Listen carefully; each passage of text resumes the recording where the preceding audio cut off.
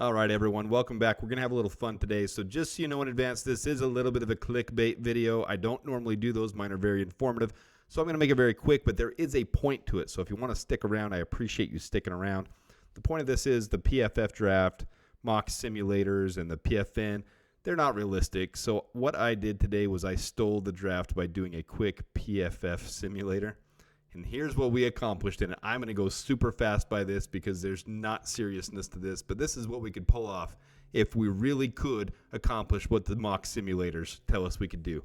In rounds 1 and 2, our premier value, we have 6 players we picked up in the first 2 rounds. We traded down 6 times. We got 7 extra draft picks in the 2024 draft. We got 4 extra future draft picks picked up, and the players we picked are there below.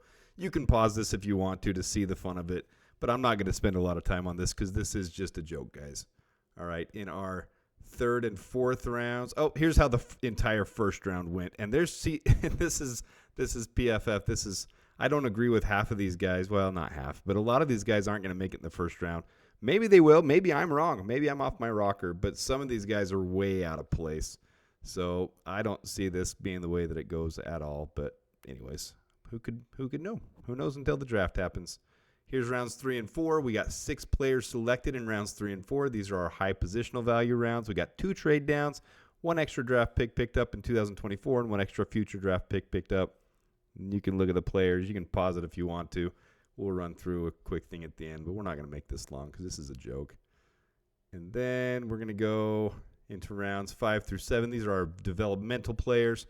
We got 5 players selected, 3 trade downs, 3 extra draft pick picks up in 2024, and 1 extra future round draft pick picked up as well.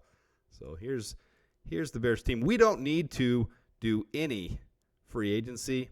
We did because we needed tight ends. We picked up Brock Wright. He's a great free end quality signing. He's equally well on his hands and on his blocking, so he's a good backup tight end to pick up. We got Joe Milton as a backup. We got Braylon Allen as a running back. In our wide receiver room, we now have DJ Moore, Rome Odunze, Xavier Legette, Malik Washington, Hayden Hatton, Tyler Scott, and Bayless Jones Jr.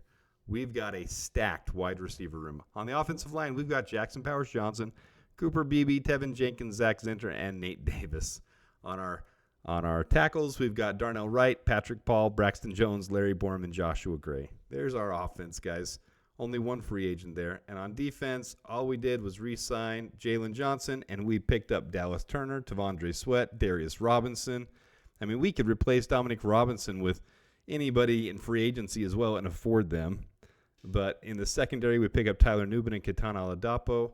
And linebackers, we're going to re-sign Dylan Cole and re-sign Patrick Scales. And we've still got $50, $60 million. So all you guys that are worried about salary cap, we can go pick someone up if we want to, or we can start extending people that are still years away from extending and give them these ridiculously long contracts to make it so that the Bears have an all-star team for years to come. Here's our future draft picks. In 2025, we've got 3 firsts, 2 seconds, a third, 3 fourths, a fifth, 2 sixths, and a seventh.